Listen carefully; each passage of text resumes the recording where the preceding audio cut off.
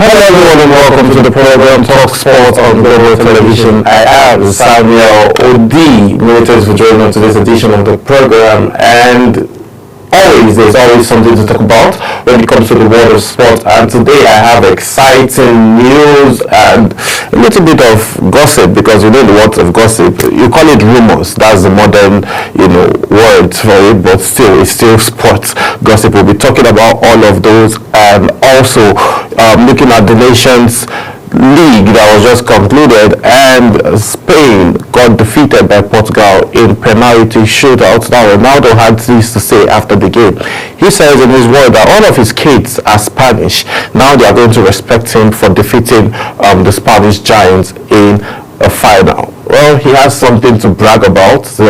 Obviously, he's a 40-year-old, and automatically he knows what he's facing at home. So this trophy now that Portugal won is actually going to give him an edge to be the boss for a couple of hours in the house. We'll be having that conversation. We'll be talking transfers, as Victor Osimhen rejected the offer from Al Hilal, and also Toby Amosun was crucial, and she was very integral as she ran one of her best record in Jamaica over the weekend. And again, in the ball competition, Rivers Hoopers started off well, but ended the first game wrongly because the same defensive lapses happened, and they lost their first game 89-81 to US Monastery. So we'll be having all of those conversations and more immediately after this break. Stay with us.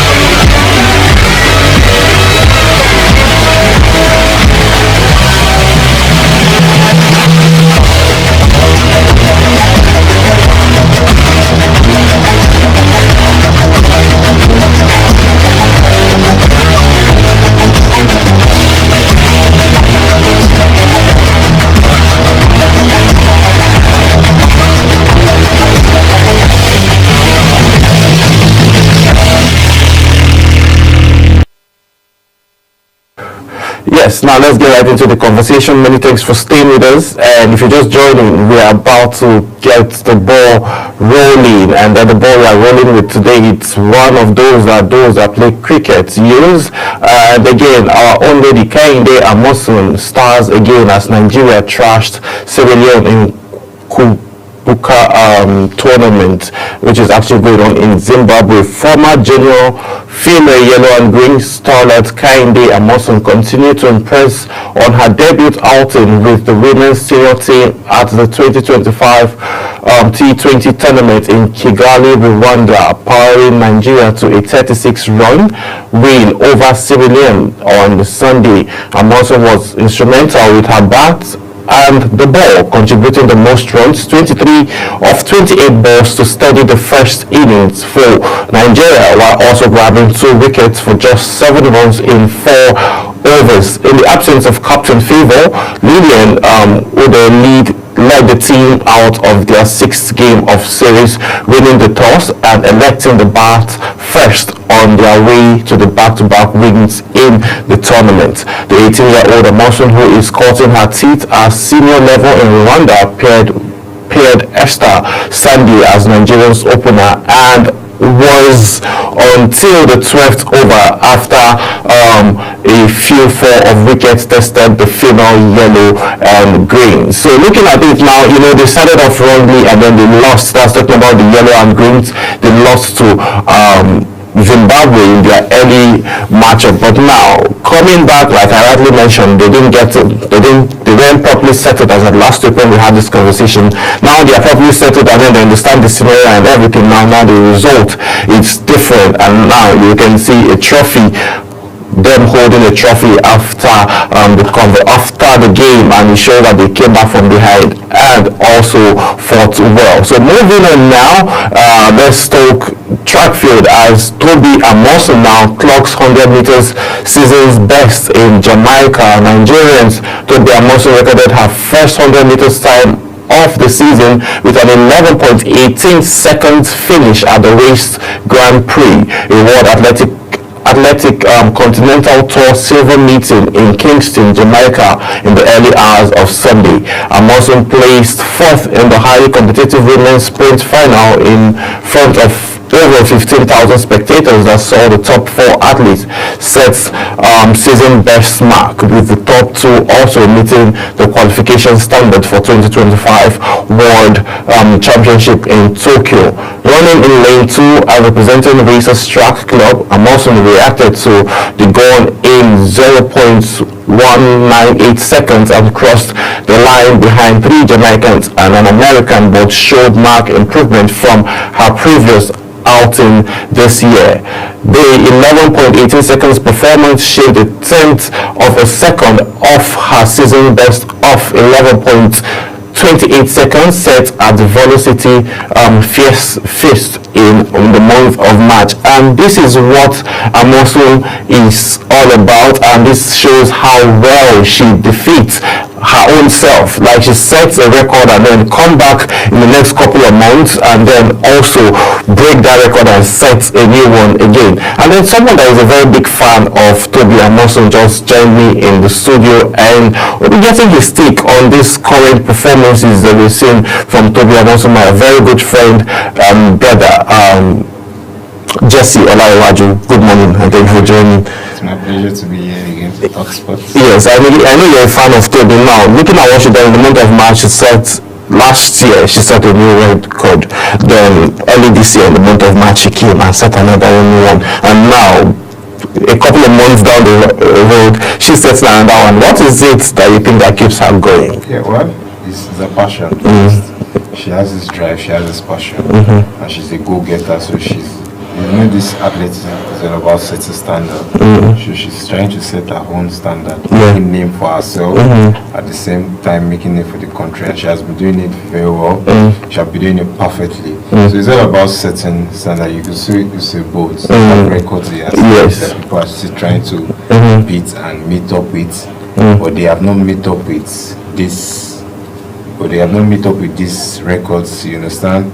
So this is the kind of things we need. This is the kind of things we need from Amosun. This is the kind of thing we need from the sports. You understand? People that can bring us to the limelight, and she has been doing it so perfectly. She has been doing it so well. Kudos to her. So she needs to keep setting this standard, more standard. We need more records. She sets more records.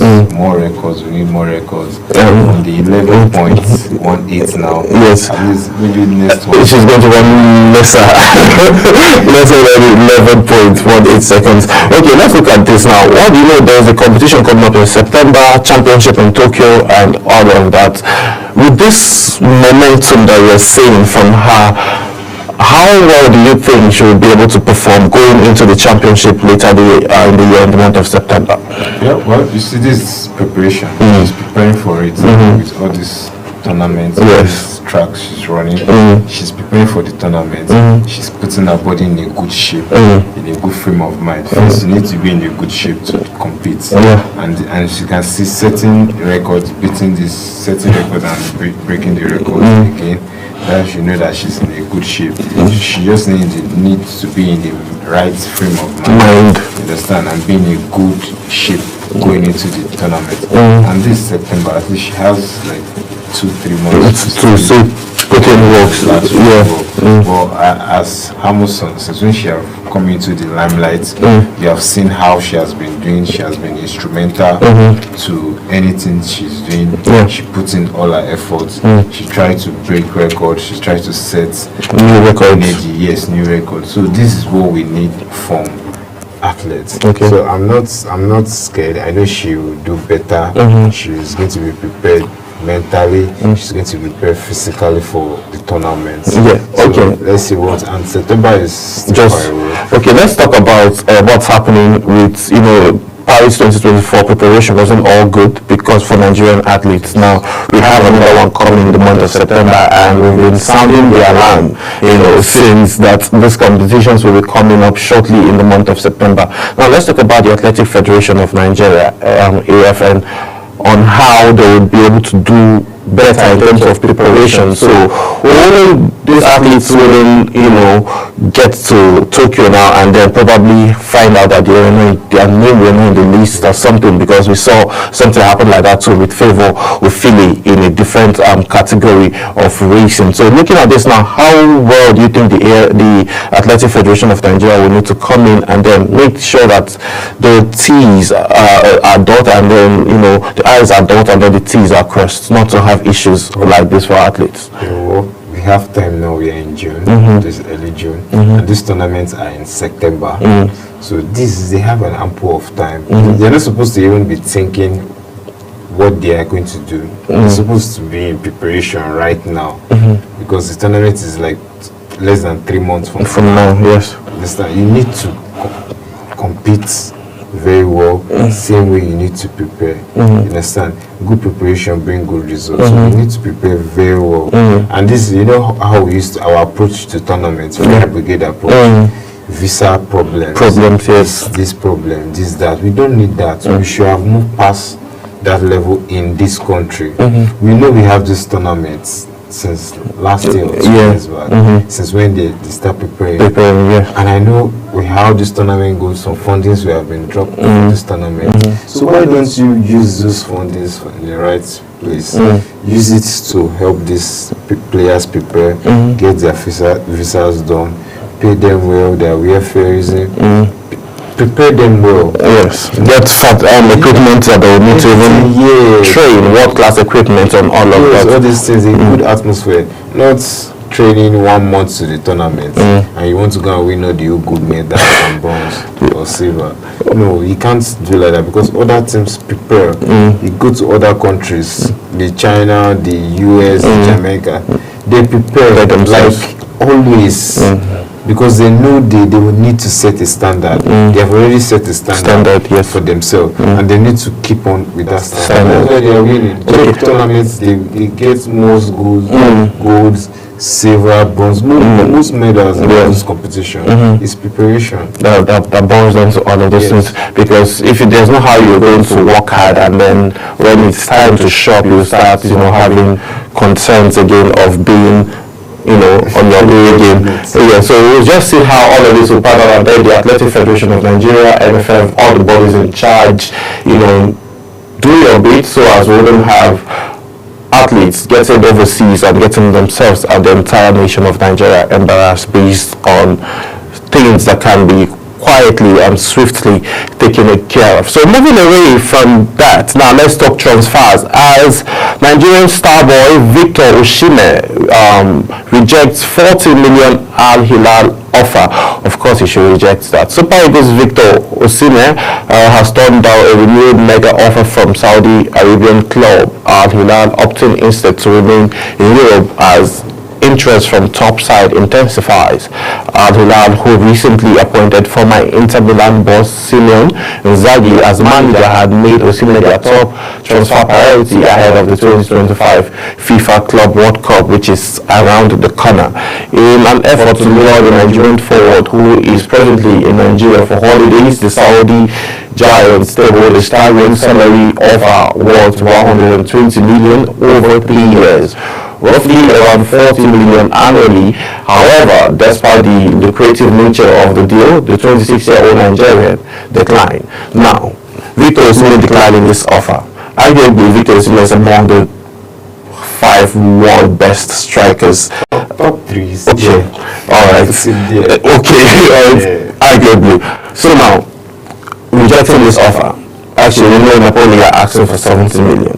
So annually he can be getting 40 million. Do you think that means now he is taking a pay cut to achieve this? Looking at his current stand and how well he's performing, do you think Victor Osimhen needs to take a pay cut? Not really. Okay. Well, as you can see, Victor Osimhen is one of the best striker in the whole world right now. In the past 3 seasons, his goals and assists is speaking for him. Yeah. You understand? And Just let's never go far. Yeah, let's don't go back too much. Like just what happened in Turkey. Yes, Just with with Galatasaray. Yes. Before then, what happened in Napoli? He won them the Scudetto. Yeah. Because for long they have been trying to win that tournament since he got there. It's goals, because when you have a striker that can score goals for you week in, week out, there's tendency for you to win the tournament or to win the trophy, and that's what Osimhen has shown in Napoli. Same as Galatasaray has shown he's a winner, and scoring over 30 goals this season, assists. That's a good number. So if you need this kind of striker, you have to go all out for him. You have to pay for him. That's what Halila is trying to show, that we need this striker. We can go for him. We can pay his money. But still, it does not boil down to that, because Osimhen wants to play in Europe. Yes. He has that potential. He needs to be in this Champions League football. And then have conversations around being the conversation of the world best placed player. Yes. Is in the caliber right now. He's in that caliber, Yes. goals and because you need trophies and goals to challenge, and he has his trophy now in the Galatasaray. He won 2 trophies. 2 trophies, this yes, season. yes. Goals is there. It's He's there. among those conversation. If you want to pick Ballon d'Or now top 10, it should be in that conversation right now, because trophy wise He's there. Goal wise, is there. You know, so if you need this kind of player, some other clubs are coming from those European clubs, but they are not ready to pay his wage. I'm a good striker. Yes, he knows. This is what I want. This is my offer. This is my wage. This is what I'm worth right now. Yes, this is my worth. You understand? So like strikers like Haaland, look at those. They pay them very well. They pay them 100 plus. Look at Kane. Yeah. Majority of strikers, they pay them very good, very well. And he's in that caliber now. You have to pay him. And at this stage of his career, he's 26-year-old. This time is a very integral part, and he has to plan himself Properly. Any decision is taken now. It's going to take him like for the next 3 years or 5 years. Yes. Yeah. At this time now that he's popping, he's scoring goals, Getting into his prime. You understand? He needs to be in a good club, which he knows. He knows that those European clubs, they know his ability. They don't want to pay. They want him to come down to his, and which is not. But I really have shown that yes, we can pay this money. They can agree with Napoli, or they can't agree with Victor Osimhen don't want to go to Saudi. Yeah. It's not about the money. It's not about the money now. Yeah, it's about the passion. I've seen a lot of players that turn down money. You saw the Gerrard turn down money to remain for Liverpool. To remain in Liverpool.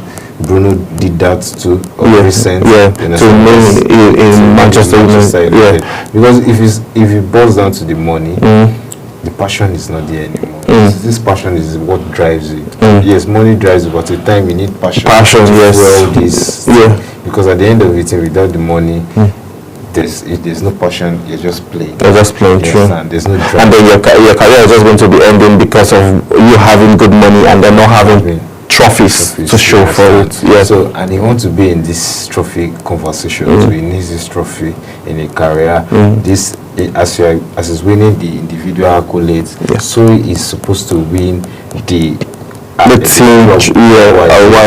what he's doing. The last 3 years, he has been a winner from Napoli to Galatasaray. He's winning. So if he's moving, he needs to go to a very good club that is assurance is going to win, because they have him. They have a very good striker. So he's bringing in, let me say, 30% or 40% is bringing, because that's what the striker brings to a club. That's their main sole duty, to score goals. They are not meant to come and defend for you. But when the chance to defend comes, they will defend. When you understand. But now you see them they are all there attacking, they want to score goals. That's what it brings to do. So they should pay him the money. And I wish him all the best, because this time he needs to critically think his next move. Actually, he actually that's needs what he's doing right now. There are a lot of noise, a lot of side talks, but I know he's the one, and his agent and his family that will at take the that end of it, decision. That's any decision that is good for him, he should make. We are always proud of you. In any club he goes to, We are he will still score. He will still score. That's the thing. He will still score. So he can't put that man down. You understand? He really can't put him down. He's surely sure. Yeah. So now let's talk Nations League. Now let's start with France. As France defeats Germany 2-0, 4 bronze. And Mbappe, on the other hand, scores his 50th goal for his countryside. Kylian Mbappe bagged a goal and assist as France beat Germany 2-0 in the Nations League bronze medal match in Stuttgart. Just this past weekend, Mbappe proved his magic in a heavily challenged France squad. Germany dominated the opening half, but Mbappe provided the breakthrough just before halftime, carving a shot through a crowded penalty box to bring up his 50th goal in France colours. Late in the second half, with the hosts desperately looking for an equalizer, Mbappe snatched a poor German pass on the halfway line and rampaged forward before setting up Michael Olise to score. Then looking at it now, France have gotten the bronze medal, and then Germany 4th position. So that's just what it is. And Mbappe scoring his 50th goal, I'm sure this is something very exciting. How many players have you seen in history that have even scored up to 50 goals for their countryside? And he's young, and he still has more opportunities to score more goals. About the game yesterday, what do you think would have been done differently by Germany to have not considered 2 goals like that? Well, if you look at this France side, very good side. Very good, very good and young. Yes, and young, same as Germany. But this France have that spark. They have these players that can change anything for players. You have players like Mbappe. You have him there, the captain this side. He's a go-getter. And if you watch coming into this 3rd place, they lost against Spain. Spain was the in France because they let their guard down. They had to fight back from 4 goals down. Need to fight back to try to get a draw, and then could not get a draw. Spain won the game, so it's still on them. So they wanted to win that game yesterday and prove a point. And you see this Germany side. The Germany side is not the Germany side we know. Normal. You have everybody are trying to rebuild the older generation we know, the Kroos, all those guys they are gone. So this new generation that is coming in, they're trying to still try to fit in everything perfectly. That's the same transitioning France is facing. Same transitioning Spain is. All these clubs are going through. All these countries are going through transitioning. You understand? So it's just to integrate them, gets the best of the best player. It can't happen now. It will happen. That's what shows. But France showed they are a very good side, a very dominant side. They need to win, and because they have a lot of talents, yes, in that France. Talking about talents now, one Spanish boy said he doesn't talk, but he does the talking on the football pitch. Well, that brings us to talking Portugal, as Portugal defeats Spain on penalty shootout. Ruben Neves scored the decisive spot kick after Alvaro Morata misses as Portugal beat Spain 5-3 on penalty following a 2-2